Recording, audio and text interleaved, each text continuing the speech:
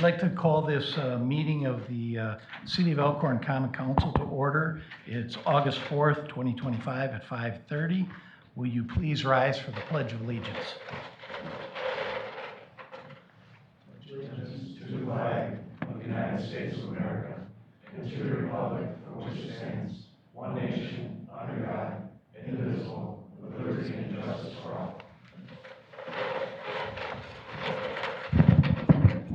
Roll call, please. Tim Schroeder, Here. Peter Harvey, Here. Gary Payson Jr., Here. Ron Dunwoody, Here. Scott McClory, Here. Ken Minell, Here. Dan Roberts. Here. All right, we're going to move on to public comment. I'll read my little paragraph here, then anyone that would like to be heard can come up to the podium and give your name and address, and you have 3 minutes. So public comment are limited to 3 minutes each. The public may speak on any item of city concern, whether or not the topic is included on this agenda.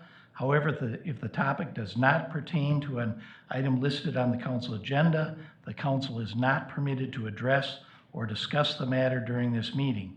Under open meeting laws, the council must notice an item on the agenda to allow discussion on that matter.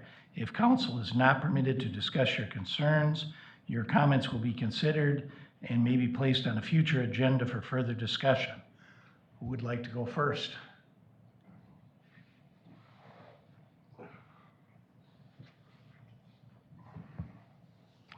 Good evening, Mark Kaczynski, Amos Road, Elkhorn. I just want to give you a little update on that Steve Smith property at Comfort Heating and Cooling with the boat storage. I talked to Allison today because he's bringing in loads and loads of gravel and stone and digging out against my fence line, which is a natural watershed. He has no permit from the DNR and he has no building permits from the city. So I want to know how he can get away with this. He has no silt fence. I talked to Allison about it this morning and she says, well, he can spread all the gravel he wants. I've been in construction all my life. You don't move a thimbleful of dirt unless you have all your permitting. I also talked with Steve Sinetas, with the Wisconsin DNR in Milwaukee and asked him about Mr. Smith's permitting because of the natural watershed. He said he can't even find an application on record from Mr. Smith even applying for this. He also stated if he's moving earth without DNR permit or local permits, it's not very good, especially with no silt fence. So I just wanted to bring that up to your attention. I think you all knew this was going to happen. He was also told by the town of Delavan he could not put boats up on Highway 11 to advertise his boating and everything. He's doing that. I think a couple of you need to drive through there and take a look at that. It's just a mess. That's not as bad as what it first was, but he was ordered to keep it in a clean, functioning situation, and he's far from that. They started moving dirt and bringing in truckloads at 6 a.m. this morning, and they just finished up at 5 o'clock tonight. Some other nights, he would start with his Bobcat digging up against the property line at 8:45 and finishing at 10 o'clock. He's hauling boats on Sundays. He's not supposed to be working on Sunday. So I just thought I'd bring it up to the board's attention. This is not right. Not right at all. And when this goes, if it ever goes through, I'm going to lose a lot of money on my property. My wife's been a realtor for 30 years, and she figures we could lose anywhere from $100,000 to $150,000 worth of value in our property. And that's part of our retirement nest egg. You know, we don't think that's fair, and I don't think it's fair that we have to take a hit like this, too. Spen, you got your 3 minutes is up. Yep, thank you for your Mark. time. You bet. Would anyone else like to be heard? Asking again, anyone? We'll close public comment and move on. we've got a consent agenda with the council meeting minutes of July 7th, 2025, and July 21st, 2025, and the financial and judicial minutes from July 28th, 2025, and also a temporary Class B beer and a Class B wine license for the Elkhorn Area Chamber of Commerce for their Let It Glow on December 5th and December 6th. The hours are listed on your agenda, and on December 7th. Can we keep those together? And I'd entertain a motion to. I'll make a motion for the consent agenda. Second. We got a motion and a second to approve the consent agenda. All in favor? Aye. Opposed? Consent agenda is approved. A report on city officers, the mayor's report. I just wanted to take just a minute to throw out some kudos, I think, to Adam and his entire staff, and to Elaine and her office. I just made a quick list here. We've got Creekside Development, Harvest Point, Newman, Belinsky. We've got a railroad crossing they've been working on. We've got water treatment projects. We've got a big library project. We've been talking about fire engines and a new fire station. We've got police and fire staffing problems all at the same time. And they've been doing a heck of a job and putting in a few extra hours, and it's a lot to keep track of all at once. And I'm sure I'm missing something. I hesitate, the entire city staff has been working on this. I hesitate to start naming people because I know I'll forget somebody. So we'll leave it at that. Thanks a lot for your work. Adam? Thank you, Mayor, for that. Appreciate the kind words, and I would second your remarks that everybody in the city's been pulling hard in a lot of different directions. From just everybody, and actually I had some kudos to give tonight as well for other departments, but one of those being DPW. I know they're getting ready to do some downtown work. They've been doing work over the summer. I know we're getting the brick pavers now replaced. So, and I know that part of that work got contracted out, but DPW has been working really hard this summer to try and beautify the city. So appreciate that.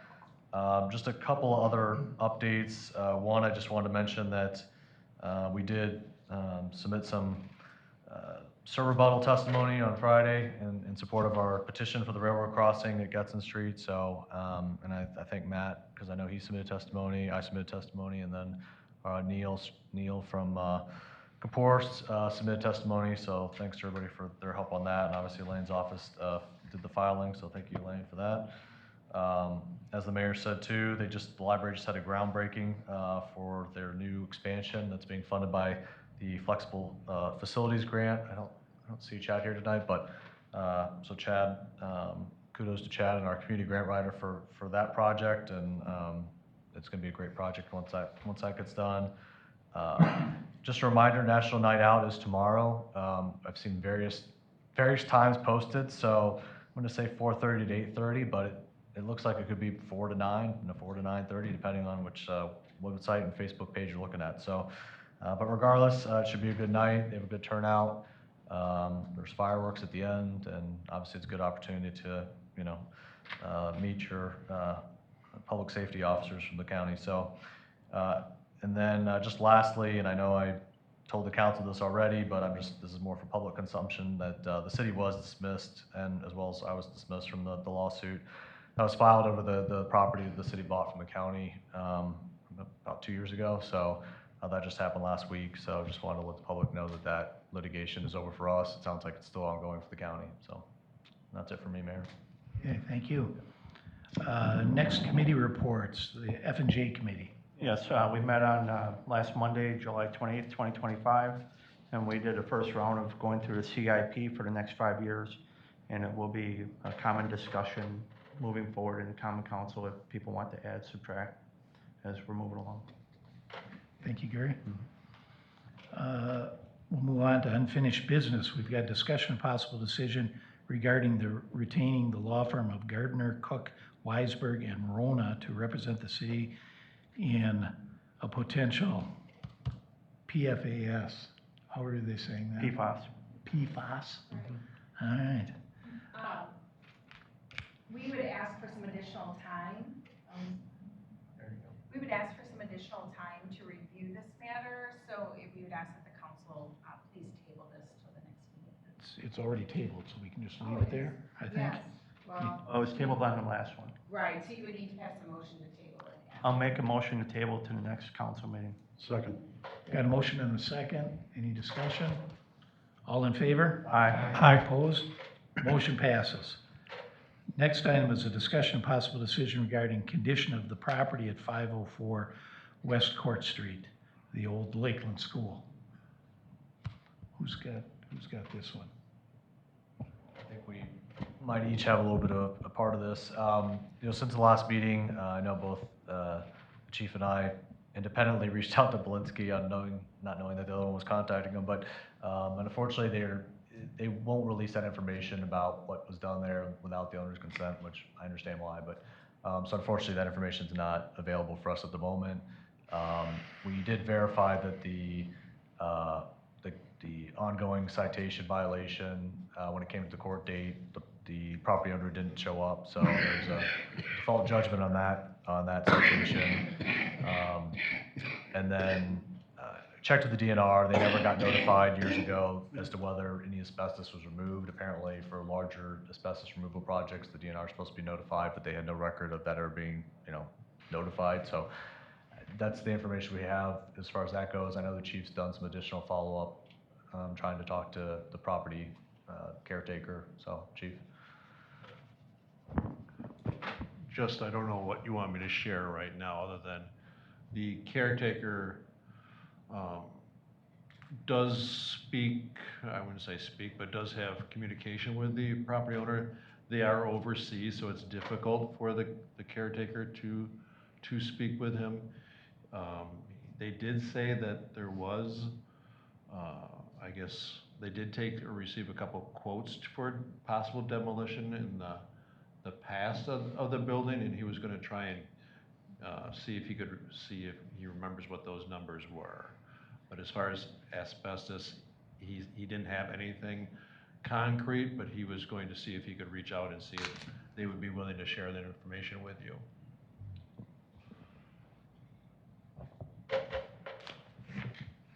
Anyone else have questions, or sounds like we have a lot more research to do before we can move ahead with anything. I guess the additional thing I would just add is that hopefully some of you saw that email from the grant writer, Katie James, had sent, just talking about the grant opportunities. Not a ton of grant opportunities for that kind of a site, in part because it's privately owned right now. But I just want to make you aware of that. Hopefully you saw that from her. Yep. So.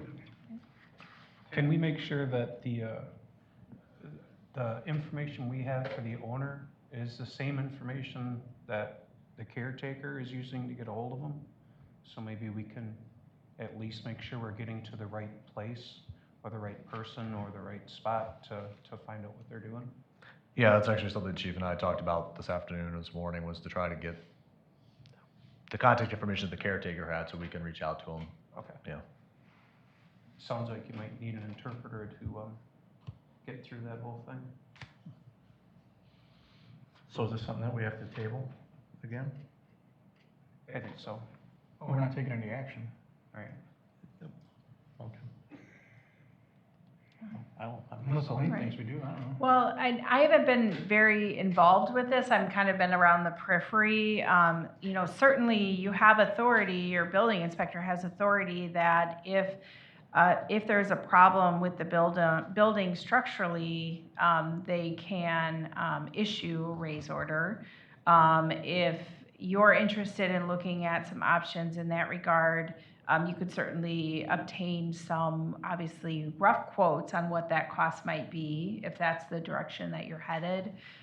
If you want a legal review of it, certainly we could do that and lay out options. We just have not been asked yet to do that step. So if that's something the council wants us to do, or if staff's ready for that, we could certainly do that. But I know the staff has been collecting information on the property.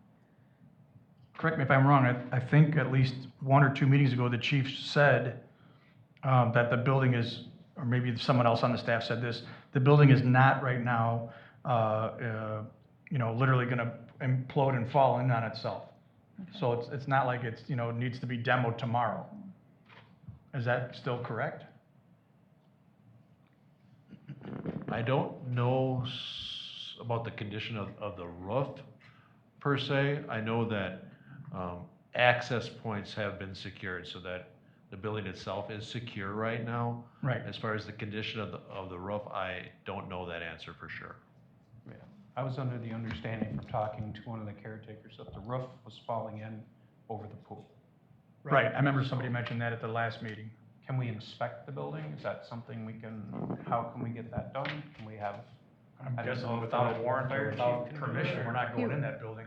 Yeah, you can request, the way that works is you request an inspection, and if they don't respond to that request, or they deny that request, then you can apply to the municipal court judge and ask for an inspection warrant to get access. And if they don't allow you access, you can get access. You can open the building up and go in and inspect. So if that's something you're interested, we could look at what our options are in that regard as well. I think it'd be a good starting point, at least let's get in there and make sure the building is still structurally sound. Well, if we step foot in the building, it's gonna start costing us money. Correct?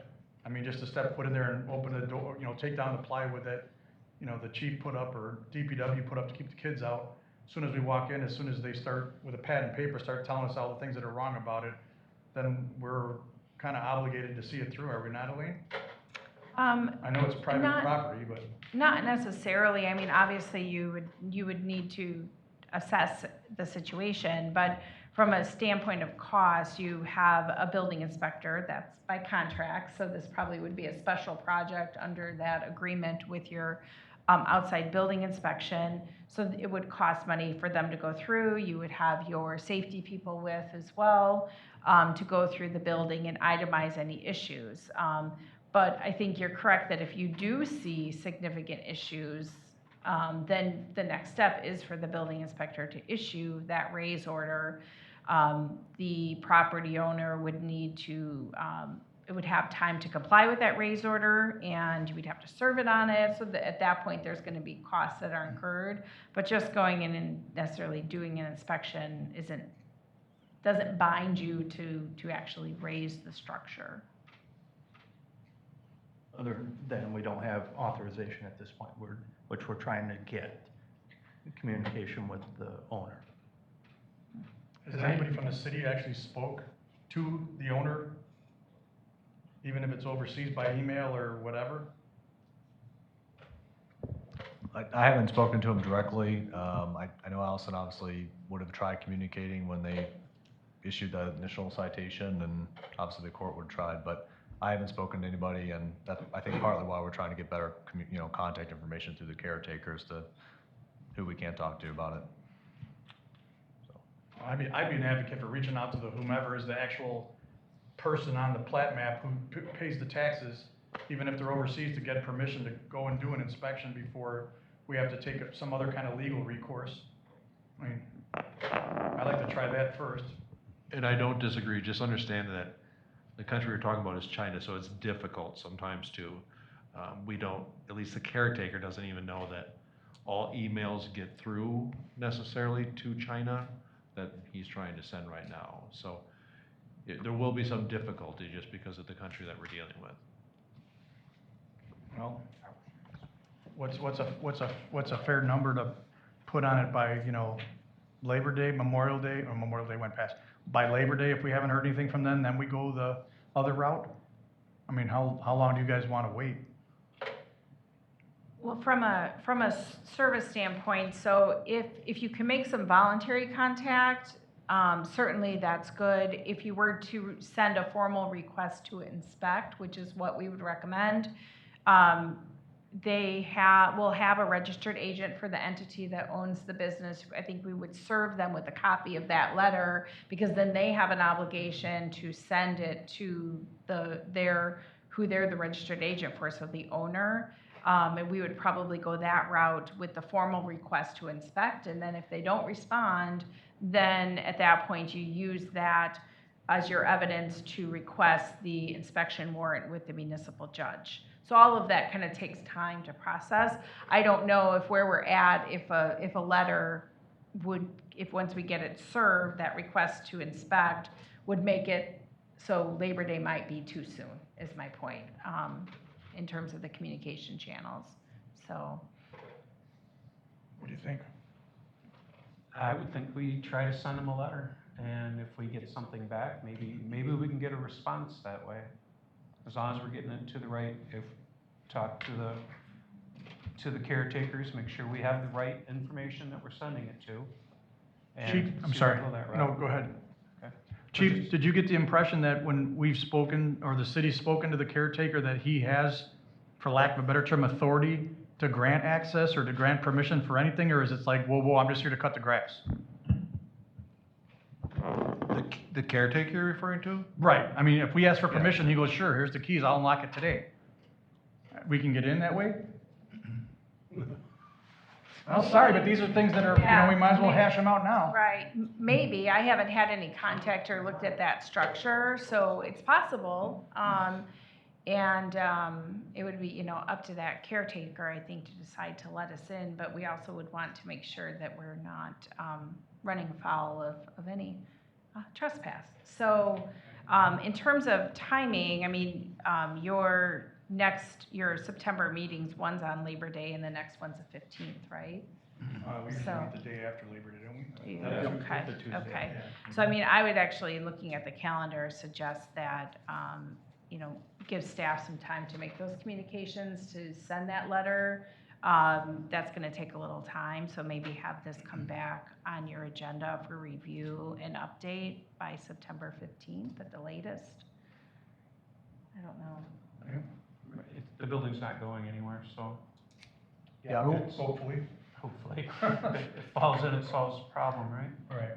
Yeah, we'll move forward with following up with a letter and trying to contact them quickly, so that part won't be the time-consuming part. It'll be then The hold up. waiting to see if you get a response and then trying to potentially serve them with a request to inspect. I think it's gonna take more time, so.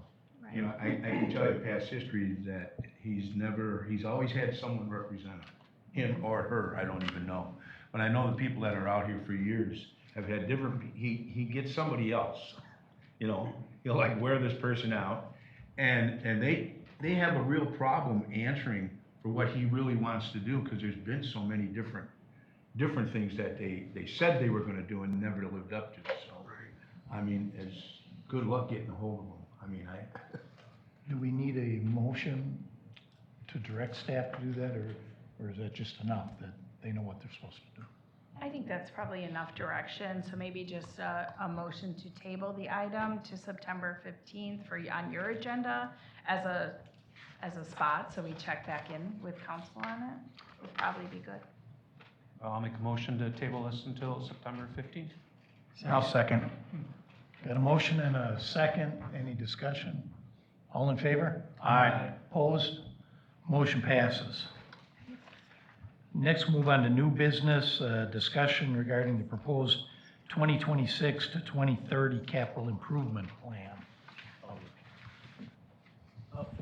Hey, Mayor, how's it going? So, yeah, at the F&J meeting last Monday, the F&J committee reviewed the proposed CIP and moved it forward for council's review and consideration. As was discussed at the F&J meeting, this CIP is going to be on the agenda for the next 3 months, basically through November and into December. So there'll be time to obviously continue to review it and discuss it as over the coming months. But this just gives you a preview of what we're looking at so far. There were a few changes that were made or requested by the F&J committee. One was adding the West Sedge Meadow Pond maintenance. So I know Matt worked with Kapoor to get a cost estimate on that at $48,000. Matt, do you want to talk about what they're recommending it be done? Yeah, I could either do it now, or we could do it at the end of the discussion, however you want to do it. Why don't you just go for it? Okay. So I actually met with Naomi from Kapoor on Tuesday after the F&J meeting of last week, and we went out there and looked at a couple of pond systems. So I know this drawing is a little small, and for whatever reason, every time I try to zoom in, it comes off my screen. So hopefully you guys can kind of see this. But here's Amos Road, here's West Sedge Meadow, and this is the wetland that I believe that we were talking about. And there's a couple different points I wanted to go over that Naomi mentions in here. There's a property owner that lives here that's directly adjacent to it, and the wetland seems to have propagated or have grown into the yard a little bit. Naomi references in her memo that the property owner of lot 113 wishes to reestablish the west line.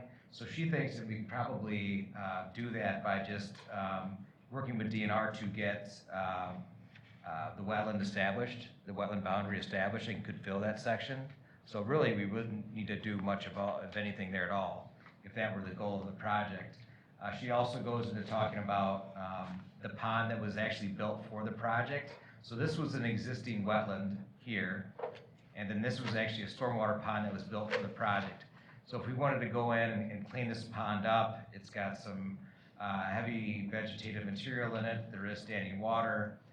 She talks about a cost of roughly $20,000 to do that. Depending on the grading that we find that could be needed after we clear it, it could be a little bit more, but the initial clearing of that basin, which she refers to as pond 2W as shown on the plans, would be around $20,000. Otherwise, if we were wanting to get into this wetland area, this is somewhat similar to the pond that we talked about a couple of years ago, where it is a DNR regulated pond or wetland rather, and there could be mitigation fees that go along with that, which get kind of pricey. She references $80,000 to $90,000 per acre for disturbance over 10,000 square feet, and this site is approximately 1.8 acres. So it's possible that we can go in there and just cut without dredging, which would be around $40,000, and then gather some, there's a $2,000 fee for getting some permitting authority to do that, and then $6,000 for a hydraulic study. So the last time we spoke, I think there's a couple things you wanted us to take a look at. One being this lot, and if that's, to where they could actually fill in that corner, that I think we could, in my opinion, we could just move forward. I think it's a little cost to get Kapoor out there to review the existing wetland to see if what they're wanting to fill is outside, and I think that would be a minor thing. If the council's wishing to cut this area here, we can, and that's what I currently put in the CIP.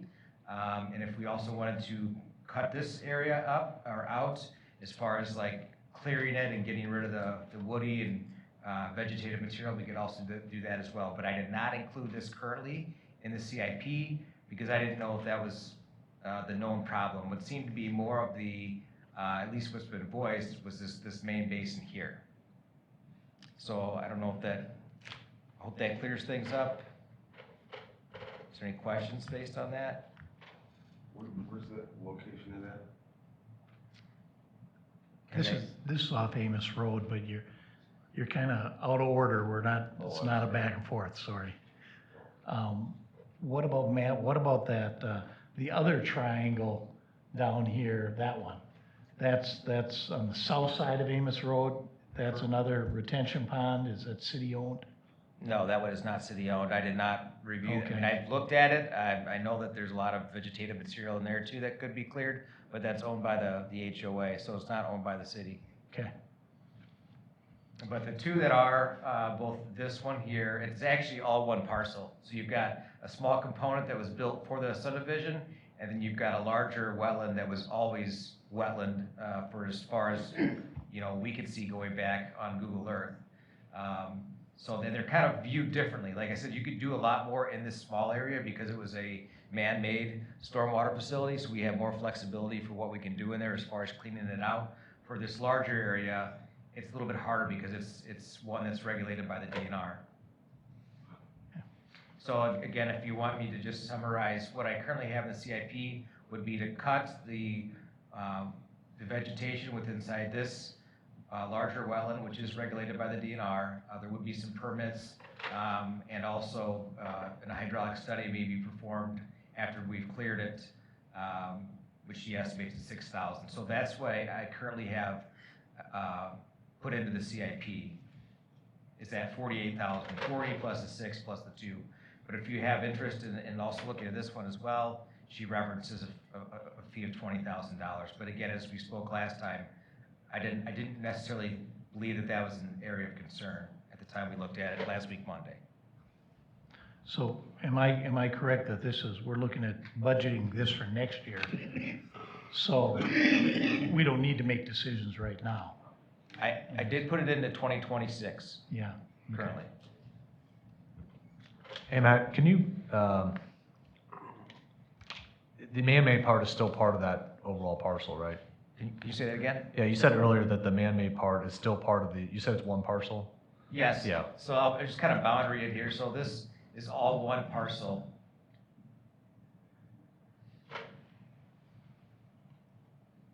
This area here was an existing wetland, and then when they developed the subdivision, there's a stormwater pond that was created, built for the project for retention right here. So again, we have more ability to do more with inside this area because it was man-made, and there's more of a regulatory component with the DNR for this larger area. So I guess at this point, are there any concerns from the council about putting this on the CIP?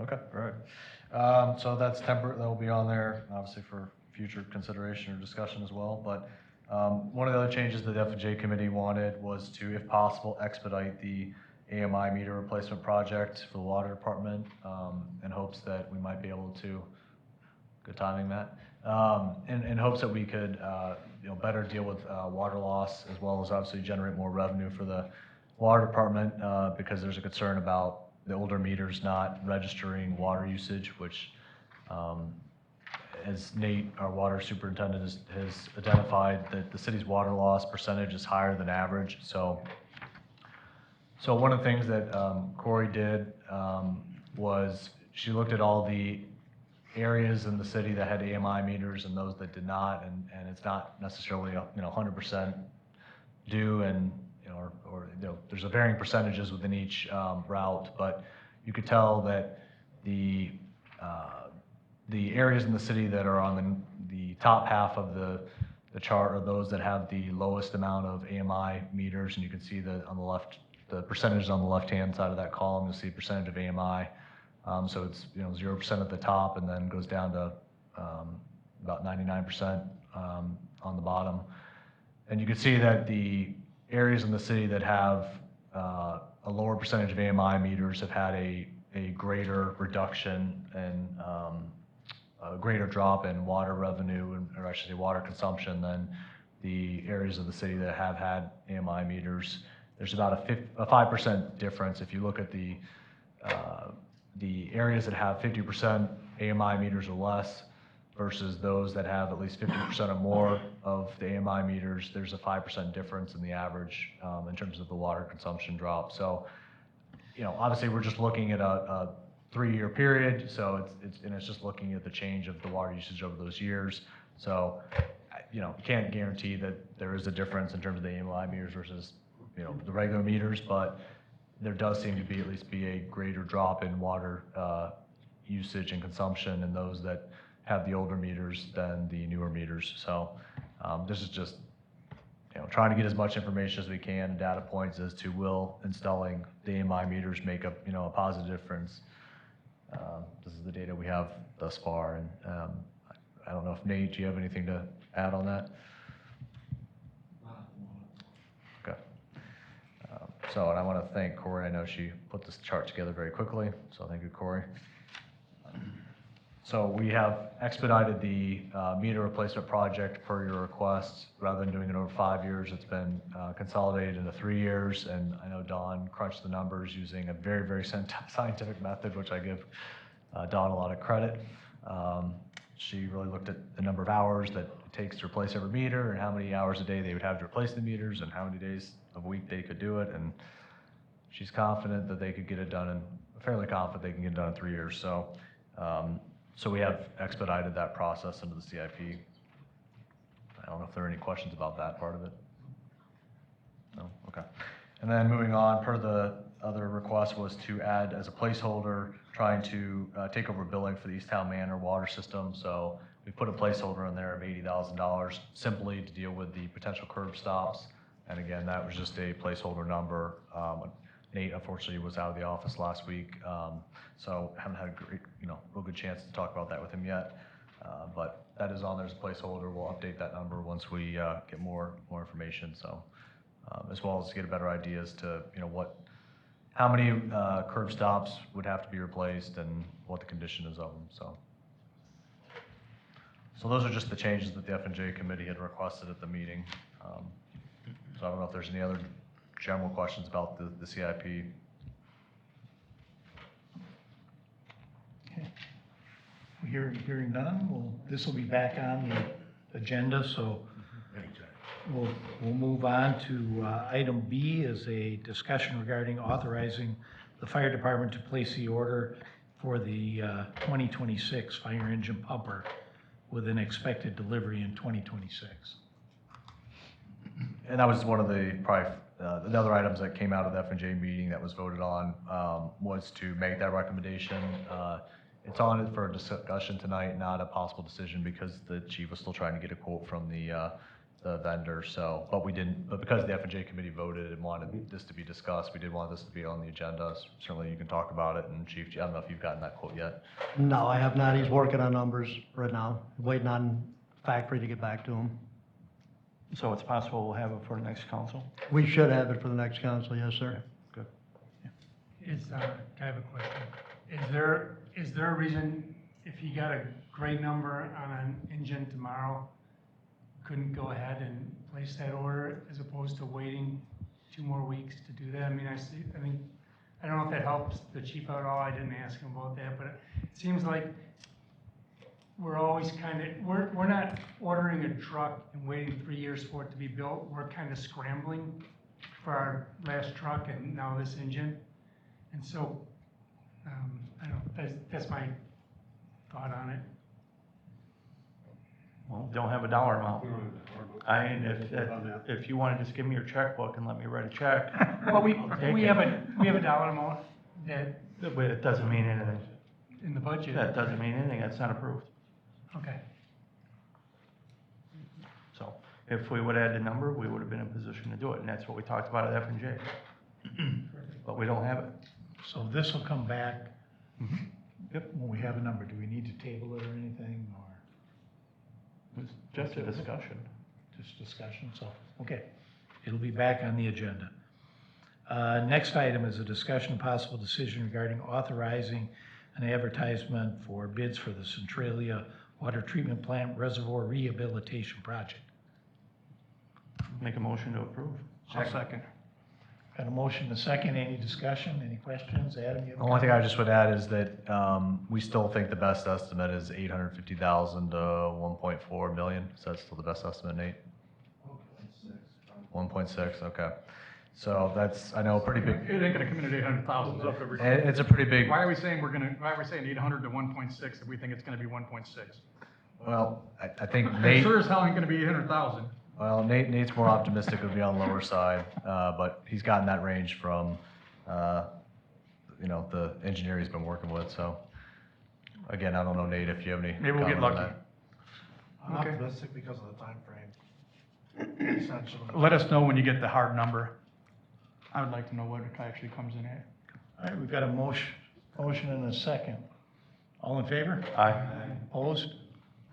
Motion passes. We've got discussion and possible decision regarding payment application number 2 from Wanasek Corporation for the 2025 Elkhorn Street project in the amount of $468,674. $468,674. I'll make a motion to approve. Second. Got a motion and a second. Any discussion? Roll call, please. Scott McClory, Yes. Ron Dunwoody, Yes. Peter Harvey, Yes. Gary Payson Jr., Yes. Ken Minell, Yes. Dan Roberts. Yes. The motion passes. Next, we have a discussion of possible decision regarding execution of contract change order number 3 for the 2024 East Centralia Street Reconstruction Project Phase 2, a quantity balancing modification. There's no cost to this. They're just, So motion to approve. Second. That was easy. Got a motion and a second. Any questions? All in favor? Aye. Opposed? Motion passes.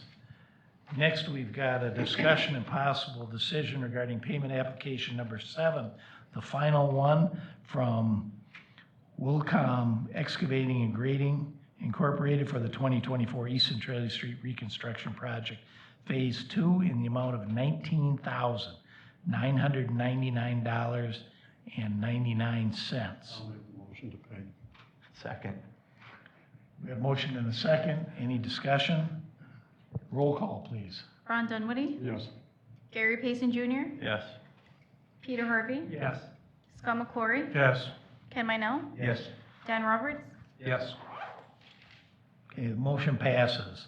Lastly, we have a discussion and possible decision regarding the extraterritorial platting CSM for parcels owned by Roger Brummel to divide the parcel located on Gilbert Street, Town of Sugar Creek, tax key GSC 1200002A. This was at Planning Commission, wasn't it? Yes. Ken? And we approved it there. It's kind of funny because it's in Sugar Creek, but we still have to vote on it. No, we don't have an ETZ, no. Because we don't have ETZ, so. Right, but Adam's got it. We do have ETZ plotting authority, Plotting so, authority. yeah, as opposed to ETZ zoning Not authority, zoning. yeah. I'll make a motion to approve. Second.